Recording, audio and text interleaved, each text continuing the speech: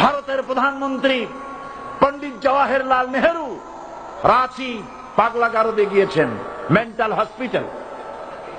পাগলেরা নেহেরুকে দেখে আশ্চর্য হয়ে গেছে, এত সুন্দর মানুষ, মাথায় কিস্তি টুপি, গায়ে শেরওয়ানি, মুসলমানি ড্রেসই আলাদা। যদিও তিনি হিন্দু ছিলেন, পরেছেন মুসলমানি ড্রেস। শেরওয়ানি কাদের পোশাক? কাদের পোশাক? হাতে ছড়ি নিয়ে হাঁটা, স্টাইল করে, সুন্দর পাজামা, সুন্দর টুপি, সুন্দর সাজসজ্জা করে, মুসলমানদের ড্রেস।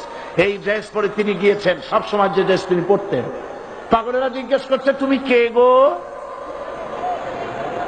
উনি বলছেন, আমারে চেনো নাই? আমি ভারতের প্রধানমন্ত্রী পণ্ডিত জওয়াহরলাল নেহেরু।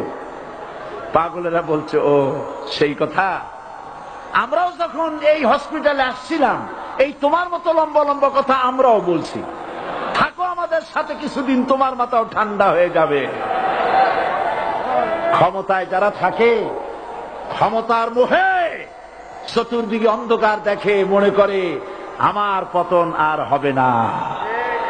কিন্তু তোমাকে বুঝিবে যে গোকুলে বাড়ি শেষে। গাড়ির চাকা সব সময় উপরে থাকে না। গাড়ির চাকা সব সময় উপরে থাকলে গাড়ি তো চলবেই না। গাড়ির চাকা ঘোরে বলেই তো গাড়ি চলে। সুতরাং এই উপরে, তোমার চাকা উপরে এখন আছে বলে, তোমার দলের চাকা উপরে আছে বলে যারা মানুষের উপরে জুলুম করছো, আলেমদেরকে ধরতেছো, মুসল্লিদেরকে ধরে ধরে জেলে ঢুকাচ্ছ, সময় আসবে এমন ইন্দুরের গর্ত অপমান ফেলাবার জন্য